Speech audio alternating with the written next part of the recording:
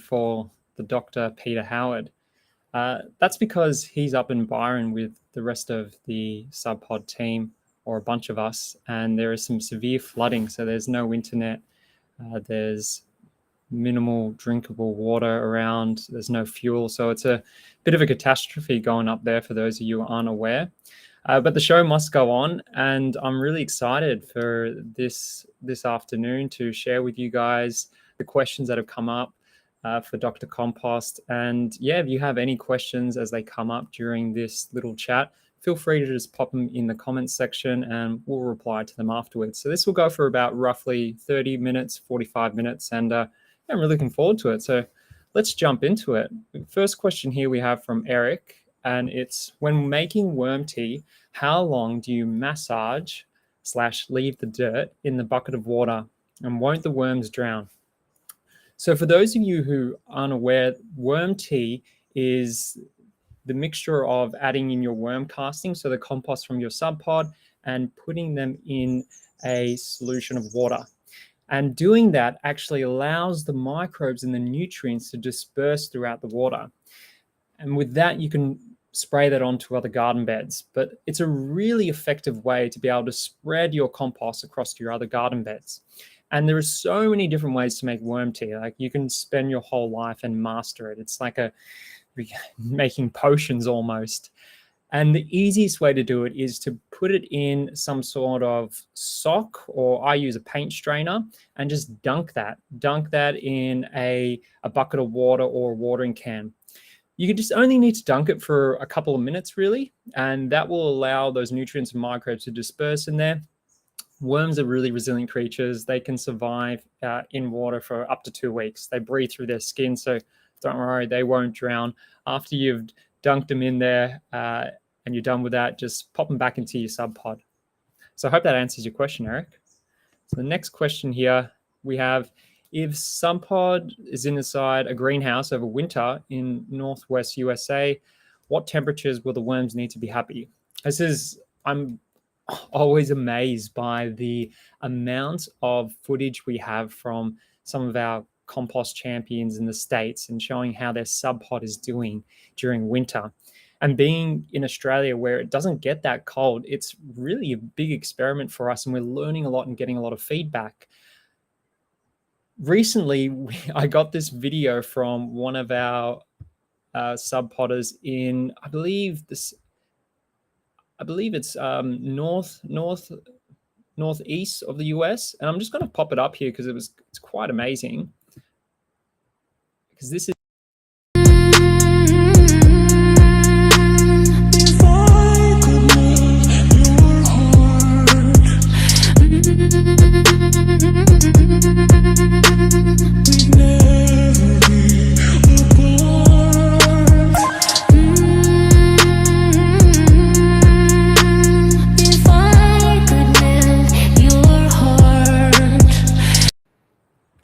now, that was in -20 Fahrenheit. That's really cold. That's like -30 Celsius.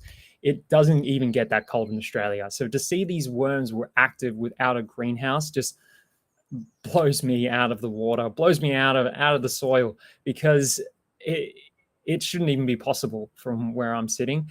But I guess why that was really possible is because the soil has acted as an insulation, and they've also put additional insulation inside the Subpod. So you saw layers of magazines and paper, and this just traps the heat in there. Worms start to slow down at about 5 Celsius, which is 40 Fahrenheit. So if you're living in the northwest of the US, best to get a greenhouse, and that greenhouse will just ramp up the temperature to about 10 Celsius or 50 Fahrenheit. And that way, unless you've got some serious winters, they should be okay. If you're not able to get a greenhouse, the next best method is to do what you just saw in that video, which is just to add lots of paper, and this will trap the heat in. If you can't do that, you can just take your worms inside and they'll be okay for winter, or at the very least, if your worms die, the eggs will survive and you'll have baby worms during spring. So there's a lot of options out there for composting or keeping your worms alive and active during winter. Next question. I live in Brisbane, just had heavy rains. My Subpod is flooded and my worms are on top of the blanket. Ian, I'm really sorry to hear that. There's just, as I said at the start of this video, half of our team is up in the Byron Shire and some of them live in Lismore, where the flooding is just out of control. My advice would be just to evacuate your worms. Get them in a bucket of coconut coir, and that way they'll be safe. And if your garden is flooding, just take your worms out. It's great that the worms have got to the surface there. They're trying to seek out oxygen. So yeah, that would be the best idea. Just keep them away from the Subpod right now in your garden, which is flooded. If you're just experiencing heavy rainfall in general, best to get some coconut coir. So they sell them dehydrated, and that will act as a big sponge. Pop them in your Subpod, and that will absorb the excess water.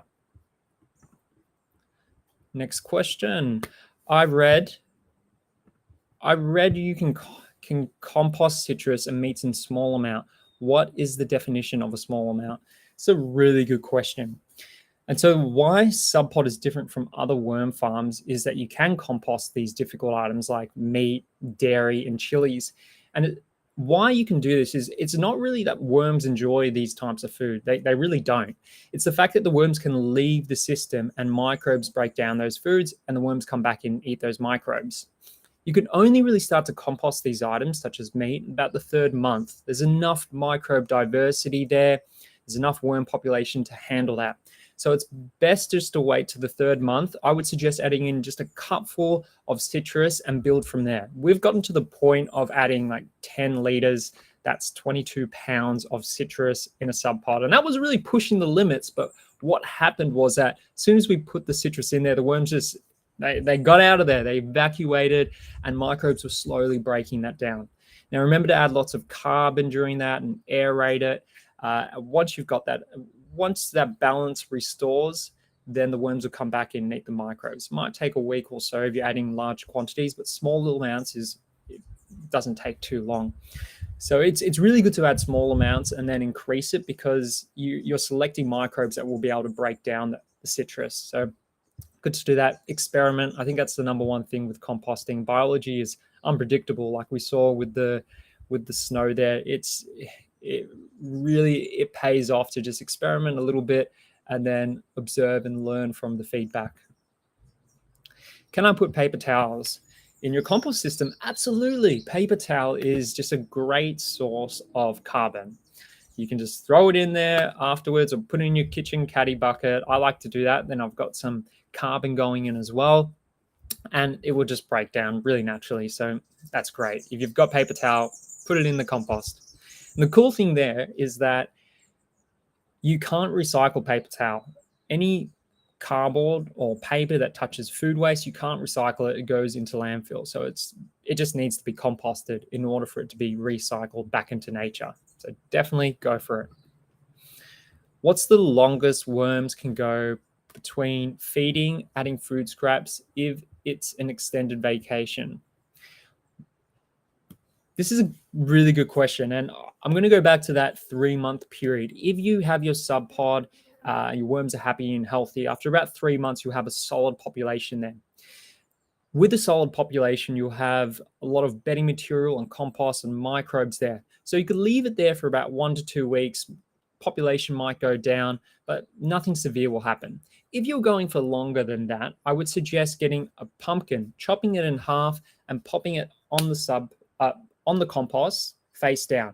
I will slowly break down, feed your worms, feed the microbes in there, and you could go away for potentially a month, maybe even 2 months.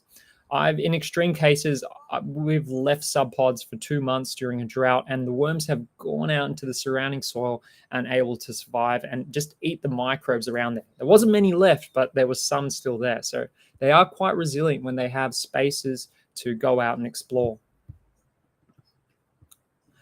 Are 2 bricks of coconut coir enough for the mini? Absolutely. If you can start your mini or Subpod off with coconut coir, it's really vital. It's a great way to set up your compost system with a perfect bedding material. The reason why is because it's perfect in moisture retention, has enough air in there, and it's just worms need that balance of being moist but not too moist because that restricts air, and to have oxygen. So it's a great material for them.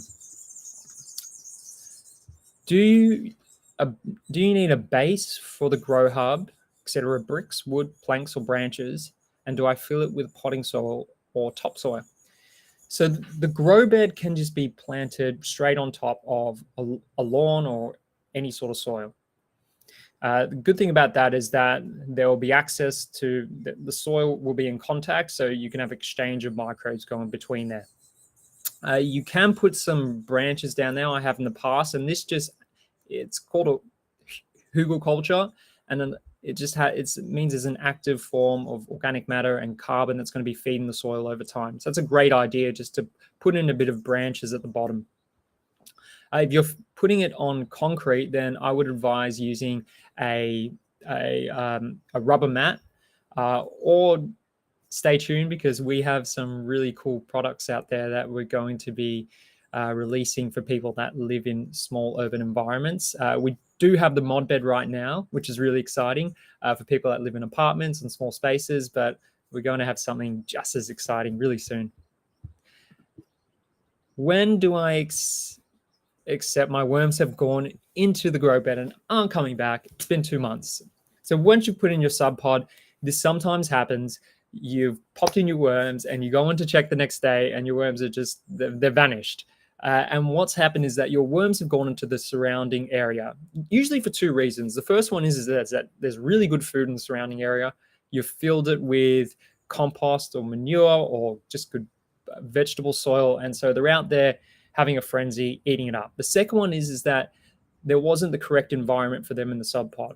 Wrong bedding material. The worms were just a little bit disorientated.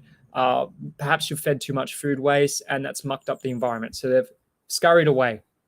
2 months is a long time. I would have a little poke around the bed and just dig around the Subpod itself and just check to see if there are any worms in there. You might be able to salvage some of those worms, put them back in your Subpod, establish a new environment there, get some coconut coir, and just make it really simple for them. If you're not noticing any worms, then unfortunately, it's probably best to buy about 1,000 worms. The more, the better. 2,000 worms for a Subpod to get started. And the reason why the more, the better is because they actually create their environment. The soil that they create, or the vermicompost, as you would call it, is full of microbes that are able to break down the food waste. So it's the way I see it is that they've got their stomach on the outside, that the microbes that they put into the system creates an environment for them to live. How much soil and what kind of mix should I lay at the bottom of the raised bed before adding a Subpod? So how much soil? So the soil, if you've got a grow bed, so that comes with the Subpod, it's about 0.3 cubic meters. And that works out to be roughly, I think it's about 7 bags of 30 liters. And the type of soil you should use, happy to send you a video after this. We have lots of educational videos on step-by-step on setting up a Subpod and everything in between. And that can be found on the Grow Hub, which is the growhub.subpod.com. But to answer your question on the soil, soil is really important when you're setting up your garden bed. I would strongly advise getting vegetable grade soil. And when you go to a landscape supplier, ask them for a soils test. Just even if you don't know anything about soils, just ask them for a soils test and you should be able to get a good idea. First off, if they have one. And second, you can look at the nutrient values, you can look at the pH, you can look at the amount of organic matter, and from there you can start to evaluate what kind of soils, because it can make a huge difference starting with good soils or poor soils. Now the Subpod will regenerate that soil, but it will take about 3 months to be able to get there. So best to start with the best soil you can. Are pavers required to set up the compost in place? What pavers are needed? It's best to put some pavers under your Subpod, and this will just keep it from rocking over time. I have done it in clay soils without the pavers, and it's okay, but because soil shrinks and expands that over time it can get a little bit wonky.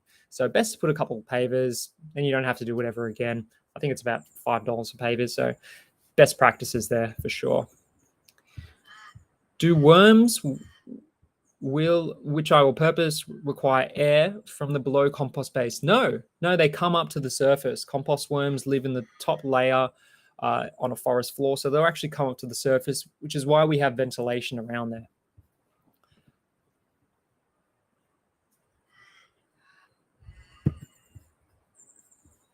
Are old nuts okay, safe to feed the worms? If yes, do they need to be crushed up? So nuts take a long time to compost, and that's okay. We're not in a hurry, and that's because that nuts are full of lignin and really complex carbohydrates, which fungi will break down.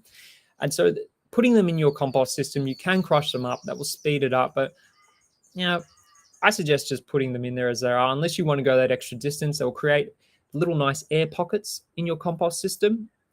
So totally up to you. I'm a little bit lazy. I'll throw them in as they are, and they might take 6 months or so to break down, but it's okay. They're creating a nice habitat for microbes in the meantime. Before harvest, what should my compost look like? Before I harvest, should I add more coconut coir or refresh my worm population? Ooh, this is great. So what should your compost look like before you harvest? So there's 3 things you need to look for when you're harvesting your compost system. The first one is the color. So the color should resemble something like a black, brown, and it's homogeneous. Like there shouldn't be any food waste in there. The second one is the smell. If it's got like a sweet, earthy smell, it shouldn't be the acidic or sour smell or just like stinky in general. It should smell good. And the third one is the feel, the texture. If it's too moist, if it's too dry, then it's not quite mature yet. So look for those 3 different senses, and you should be able to determine if your compost is mature and ready. Should I add more coconut coir to refresh my worm population? It never hurts to add more coconut coir to your subpod. If you have an established population, though, they should be fine. You don't have to keep adding coconut coir. But if it's an extreme weather event, so it's really cold, if it's really hot, if you've had too much food waste and the worms are starting to freak out, best just add some coconut coir. This will prevent any issues and keep them comfortable. What happened to this worms? Why they deform? So I got the photo for this one. This is really interesting. I hope you guys can see this. I'm going to take off my camera for you.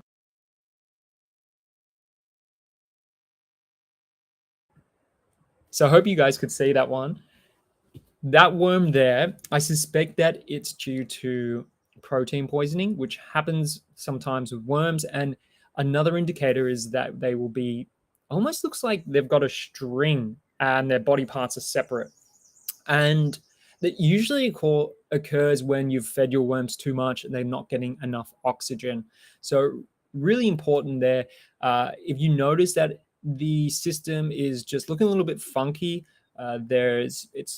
it's definitely too wet, it smells, those types of indicators, you probably want to add some more coconut coir, slow down on the food waste, and just let your worms rest and chill out. So if you see anything like that, and that goes for any type of issues, if it's smelling, if it's too wet, if you've had too much food waste, add some coconut coir or just large amounts of carbon, whether that be leaves or paper, and just chill out, let the worms settle down and recalibrate and get back to a balance. So yeah, thank you for that question. Really appreciate the photo, Haley, that was on GrowHub. Will the Subpod work in an above ground hugelkultur garden? Yes, hugelkultur gardens are great. I think I've done a few videos of these in the past. And for those of you who don't know about hugelkultur gardens, I'd say just Google it after this, because it's an awesome method. And how it works is that at your garden bed, at the bottom, you put logs in there and sticks. And if you're growing annuals, like roots will only reach the first 30 centimeters. So anything beyond that is kind of like it's kind of just empty space. So by filling that with wood, you're actually providing a habitat for microbes and an active source of carbon. And when we talk about nutrients, like the big three that always come up are nitrogen, potassium, phosphate, but no one ever really talks about carbon because it's really everywhere. But it really is one of the, if you don't have carbon in your soil, nothing else can really happen. Carbon is the backbone to life. So having an active source underneath your garden bed is just awesome. So I definitely recommend that. Putting in large sticks and logs into any garden bed at the bottom will just give an active source of carbon. And biochar, I know Peter Howard, maybe he'll speak about this next week, adding biochar into that just supercharges it. So I have another question here. My Subpod is filled to the brim. What do I do with the castings? Can I use it for my pot plants, my pot annual flowers? Absolutely, you can. That's great that your Subpod is filled to the brim. I'm curious to know how long you've had your Subpod for, because it can really vary. When I've had Subpods for 6 months to 2 years, which may not get to the top of the brim. And that's because that when you fill up your Subpod system, you're actually increasing the amount of microbes and the worms itself. So the population increases and that compost is getting distributed out into the surrounding garden. So I say, if you need your compost, you can actually start to harvest 2 months afterwards, and you can harvest small amounts, or in this case, a large amount. What you can do with your castings, you can spread it to any of your garden beds, and your flowers will absolutely love it. You can do a worm tea, as I suggested at the start of this video, and that's just a really good way to maximize those microbes and nutrients in there. Because remember, it's not just the nutrients that we're after here. The compost is thriving with a rich diversity of microbes. And what you buy in the store doesn't really have a diversity of microbes. Think about it, it's been sitting on a shelf for who knows how long. Or if you buy compost at a landscape supplier, they've had to put it through a high pasteurization process of pathogens. So they usually kill most of the microbes in there. So when you make your own compost, you have this rich diversity of microbes. And why that is so important is because microbes are the ones that create the conditions in soil. So them, well, and plants too, they really team up together. If you don't have one, if you have a really healthy plant population and you're doing all these great things for your plants, you've got the sun, you've got the water, but not the microbes there, you're missing a key component. So having those castings, making a worm tea out of it, or just sprinkling it around your garden bed can have really, really good results. So those are the questions that we've got so far. If anybody has any other questions coming up, feel free to put them in the comments section. Yeah, I'm really, really, really pleased with everybody's excitement towards this little segment. And yeah, we're just going to continue to do this. I feel like it's a great way for us to connect with the community and just realize that so many of us live in different environments, and biology, there isn't really a set rule. Do this and you'll get that. There's more like guidelines, and we can help people during that. But ultimately, every environment, every weather, microclimate is different from our own. So that's the fun thing about composting or learning with nature and gardening, is that you really have to observe and learn how your system works. And that way you can educate yourself. And it's a really, for me at least, it's a lifelong journey. It's really fun. So thank you everybody for tuning in today. Really appreciate that you've joined me, and we'll be around next week. The real Dr. Compost will be here. I'm just a junior or maybe a nurse, and I really appreciate it, everyone. So take care, and I hope you're all well. All the best, and happy composting, of course.